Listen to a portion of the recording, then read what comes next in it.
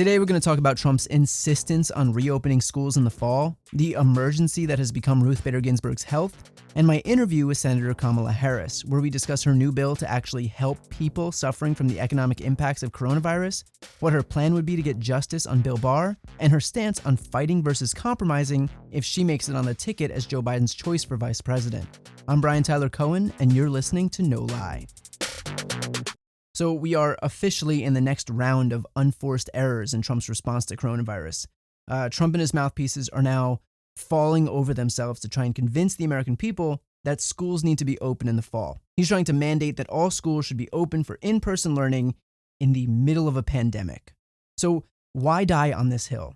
It's the same reason it's been since day one of the outbreak, which is just Trump needs to give the appearance that everything is normal and reopening and fine, just fine. And nothing epitomizes that more than kids going back to school, right? That's peak normality. The reason being that Trump's not concerned about the pandemic, he's concerned about the optics. He needs to will into existence this alternate reality where everything is normal, just like he's done every other step of the way since day one. It's been a nonstop barrage of refusing to accept the reality of this outbreak, right? He said cases would soon be down to zero, that it would go away with the heat, that it was completely contained, that we could all go back to work, that anyone who wants a test can get. It's been denialism the entire time, all in service of the optics of normality. Since January, the guy's been trying to prove that everything is fine while the house burns down around him because he figured that if he could make it to the election with the economy intact, if he could just make it to November, that's all that matters. Because lest you forget, this is all about Donald Trump. It's about his reelection, not your safety or health, his reelection. So because the goal here was playing pretend and putting on rose-colored glasses, nothing was ever actually done to contain the spread. Because remember, if the White House actually took steps to contain the spread, that would be an acknowledgement that something was wrong, and nothing was wrong. It was all good, remember? Completely contained, cases heading on down to zero.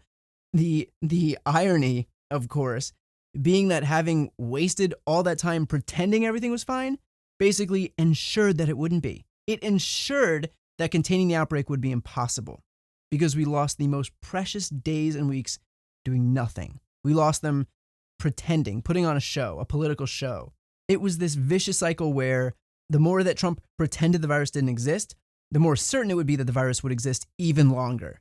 And that's still what we're seeing today. Even after 140,000 deaths, we're still seeing that exact same denialism at play where Trump's, his first, second, and third priority is the appearance of normality, which will inevitably only lead to more cases and hospitalizations and deaths, just like it always does.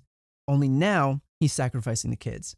First, those at risk were the elderly. Then we shut down for a bit, only for Trump to foment protests and force businesses to reopen, and that put the working age population back at risk. Now businesses are shutting down again, and suddenly it's the children, school kids.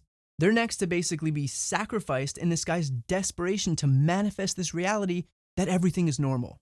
And all of this hinges on the White House's suggestion that kids can't get coronavirus, which is unequivocally untrue, patently untrue.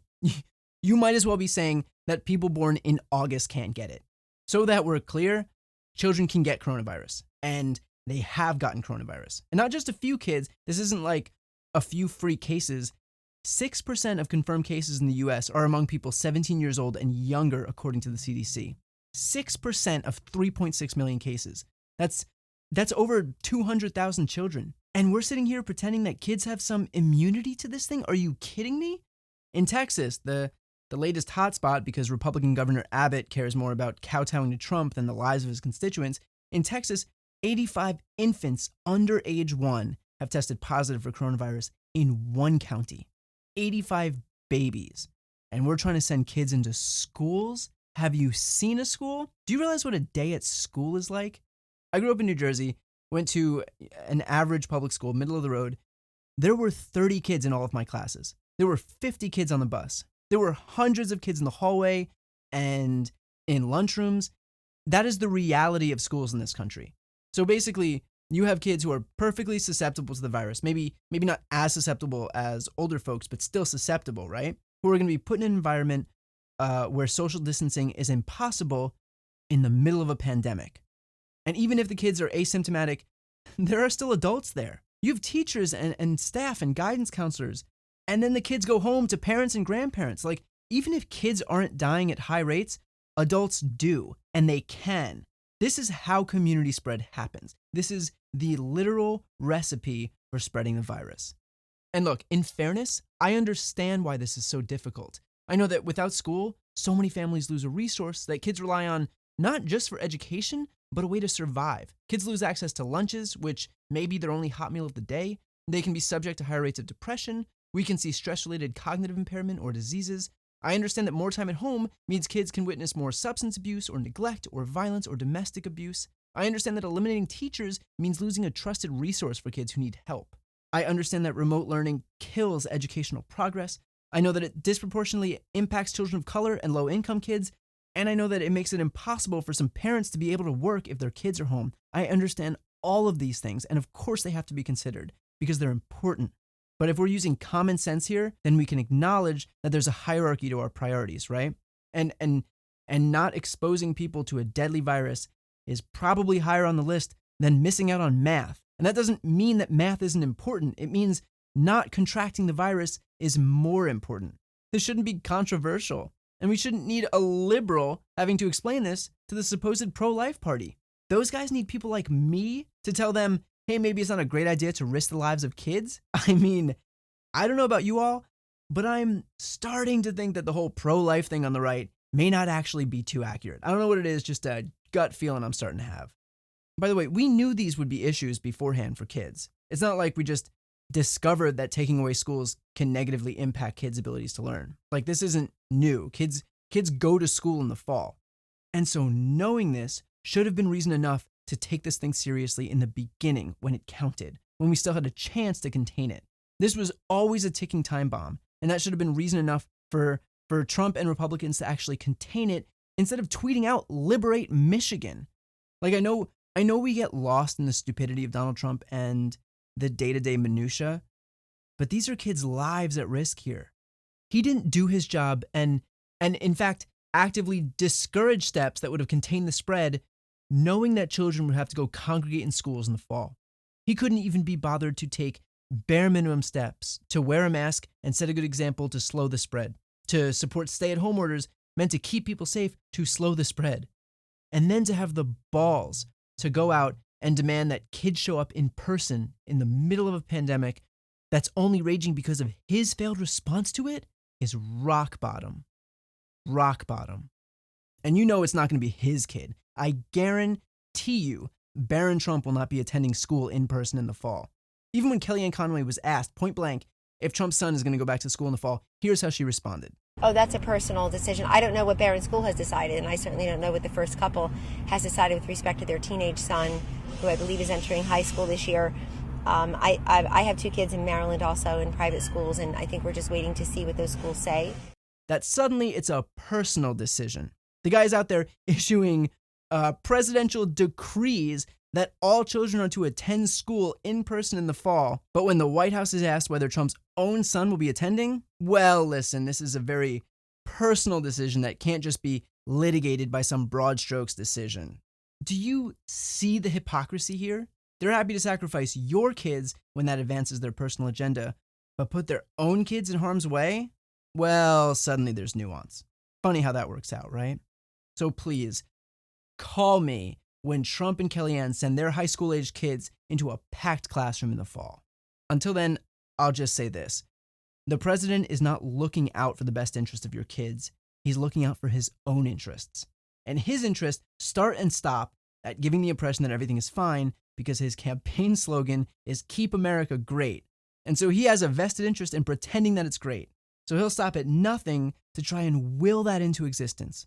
He'll push for every kid in America to pack onto school buses and then pack into hallways and then pack into classrooms because his re-election relies on the impression of normalcy. And despite his best efforts at convincing us of that, what's happening here is not normal, and we shouldn't accept it as being normal either. Okay, so next I want to talk about Supreme Court Justice Ruth Bader Ginsburg. Anytime I'm online and I see a tweet about RBG, I immediately panic and think, please do not have cancer. And last week we found out she has had a recurrence of cancer. She's now undergoing chemotherapy, but intends to keep working on the court as long as she can, because if nothing else, she's a warrior. So I just want to take this opportunity to say, and I feel like this should go without saying, you might have beef with Joe Biden. He might not have been your first choice or your second choice or your third choice. He might not fulfill your vision for what the Democratic Party should represent. Okay, fine. But it's not just Joe Biden on the ballot in November. It's the Supreme Court and the future of any and all progressive legislation. That's what you're voting for.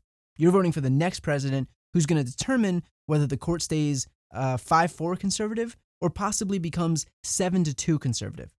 Keep in mind, RBG is 87, but Justice Breyer, another liberal member of the court, he's 81. And he's got almost a decade on the next oldest member. When Justice Scalia died, he was 79. Both of those liberal judges are older now than Scalia was. So let me just say, if Biden isn't progressive enough for you, using this election for a protest vote or to sit out entirely is just going to make it so that if we do eventually get a true blue progressive in office, their agenda doesn't survive the courts. Look at how the Supreme Court has chipped away at the ACA with a 5-4 conservative majority. And the ACA isn't some liberal dream come true, right? It's still pretty damn conservative compared to the rest of the developed world's healthcare systems. You think if the court is a 7-2 conservative majority, that Medicare for all is going to survive? Are you kidding me? And I bring up the example of Medicare for all because that's the sticking point with a lot of progressives, that Biden doesn't support Medicare for all. So look, I hear the complaints by progressives that what was needed was a bold platform with those big structural changes. I understand. That's what I want. But we have to be able to see the forest through the trees here, right? We have to be able to understand that instead of 2 steps forward, we can take 1 step forward, and that's still better than taking 10 steps back, right? I've said this before, we can't let perfect be the enemy of good. And by the way, it is good. Just sticking with healthcare for a second, Biden's Unity Task Force released his plan. It reinstates the individual mandate, which will bring more healthy people into the risk pool and strengthen the system as a whole.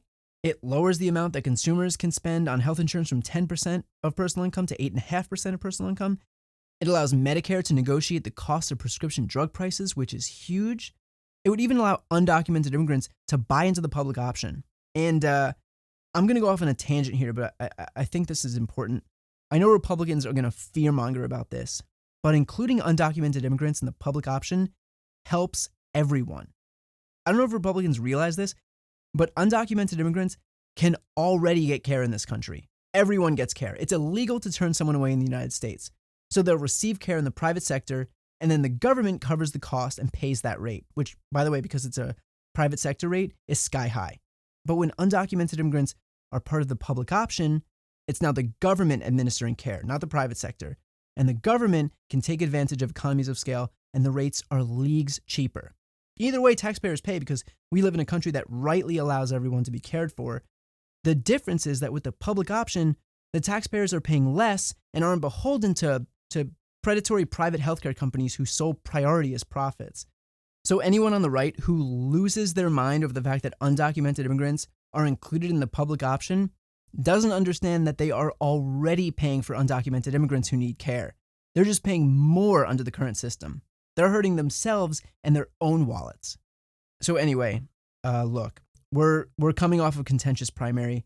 I know that it's easy to be bitter if your candidate didn't win, but regardless of who you supported, you can't look at Donald Trump's healthcare plan, which consists of actively trying to destroy the ACA in the courts during a pandemic, and Joe Biden's healthcare plan and think that they're in the same universe. You can't.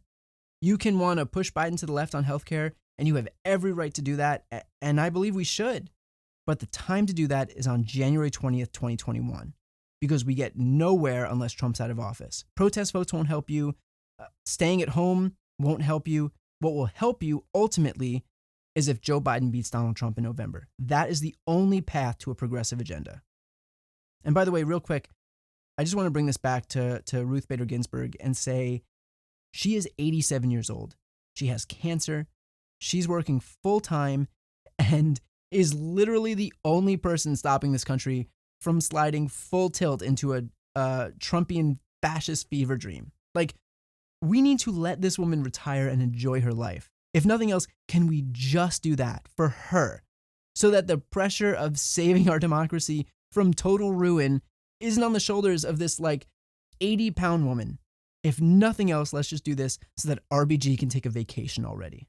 That's it for this episode. To hear my interview with Kamala Harris, check out the interviews playlist on my YouTube channel. Talk to you next week. You've been listening to No Lie with Brian Tyler Cohen, produced by Sam Graber, music by Wellesley, and recorded in Los Angeles, California. If you enjoyed this episode, please subscribe on your preferred podcast app. Feel free to leave a 5-star rating and a review, and check out briantylercohen.com for links to all of my other channels.